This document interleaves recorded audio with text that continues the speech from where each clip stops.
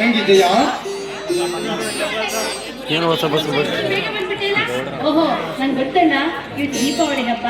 ಅಣ್ಣನಿಗೆ ತಂಗಿ ಶಾಸ್ತ್ರ ಮಾಡೋದಕ್ಕೆ ಕಾಯ್ತಾ ಇರ್ತಾರೆ ಅಂತ ತಾನೇ ಬೇಗ ಬಂದಿದ್ದು. ಹೌದಮ್ಮ, ನೀನು ನನ್ನ ತಾಯಿ ಕಾಯೋಣದಂತಹ ಬೇಗನೆ ಬಂದು ಬಿಟ್ಟೆ. ಎಲ್ಲ ಸಿದ್ಧತೆ ಆಗಿದೆ.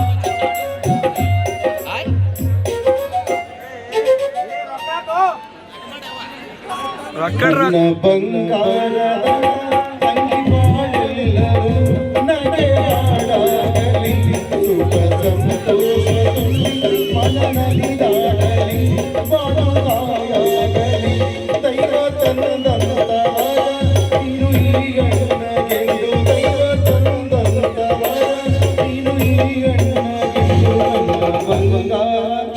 ನನ್ನ ಬಂಗಾರ ತಂಗಿ ಬಾಳೆಲ್ಲವೂ ನಡೆಯಾಡಲಿ.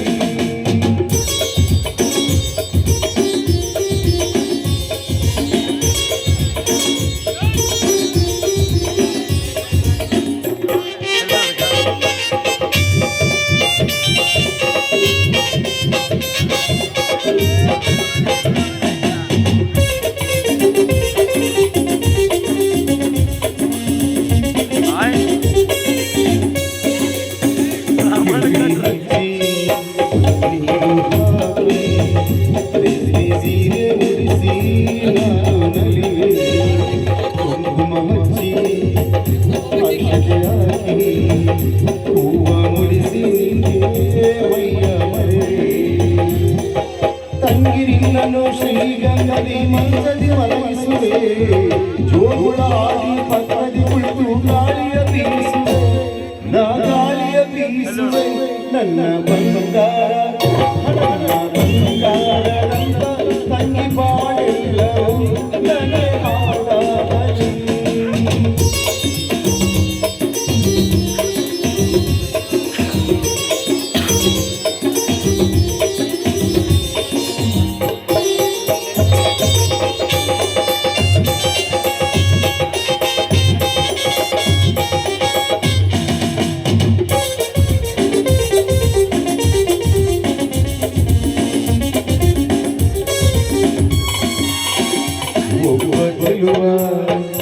ಮಾಲೆ ತರುವ ತಾಳಿ ಕಟ್ಟಿ ನಿನ್ನ ಕೈಯ ಹಿಡಿಯುವ, ನಾದ ಸ್ವರದ ಜೋಡಿ ಜೊತೆಗೆ ಅವರಿ ನಿನ್ನ ಕೊಡುವೆ.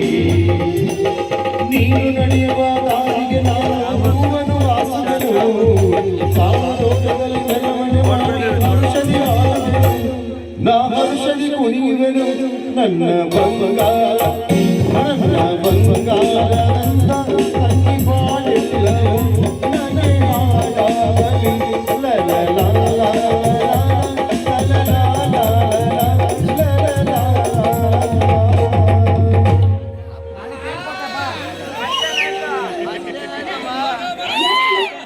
ನಿನ್ನ ಮುಖ ಯಾಕೆ ಸಪ್ಪಳಾಗಿದೆ? ನಾಗರಾಜನ ಕುಟಿಲ ಕಾರಸ್ಥಾನದಿಂದ ಫ್ಯಾಕ್ಟರಿ ಮಾಲೀಕರು ನನ್ನನ್ನು ಕೆಲಸದಿಂದ ತೆಗೆದು ಹಾಕಿದರು. ನೋಡುಮ್ಮ, ಇದ್ದ ಕೆಲಸದಲ್ಲಿ ಒಂದು ಒತ್ತಿನ ತುತ್ತಿನ ಚೀಲ ತುಂಬಿಸಿಕೊಳ್ಳುತ್ತಿದ್ದೇವೆ. ಅದು ಸಹ ದೇವರ ಮನಸ್ಸಿಗೆ ಬರಲಿಲ್ಲಂತೆ ಕಾಣುತ್ತಮ್ಮ. ಅದಕ್ಕೋಸ್ಕರ ಉದಯ ಪೋಷಣೆಗಾಗಿ ಇದ್ದ ಕೆಲಸವು ಸಹ ಕಸಿದುಕೊಂಡು ಬಿಟ್ಟಿದ್ದಮ್ಮ.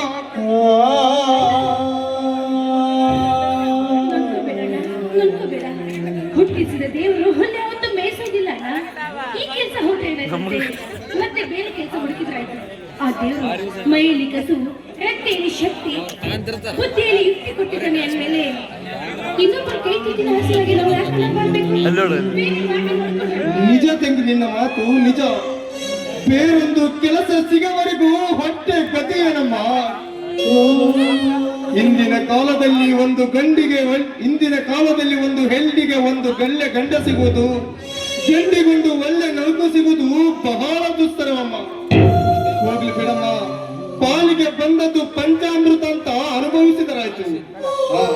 ಜಯಶ್ರೀ ದೇವಿಯವರೇ, ಈ ಬಡಪಾಯಿ ಅಣ್ಣನಿಗೆ ಹೊಟ್ಟೆಗೆ ಗಂಜಿ ಹಾಕ್ತಿರೋ ಅಥವಾ ಓಹೋ, ಸಿದ್ಧವಾಗಿದೆ.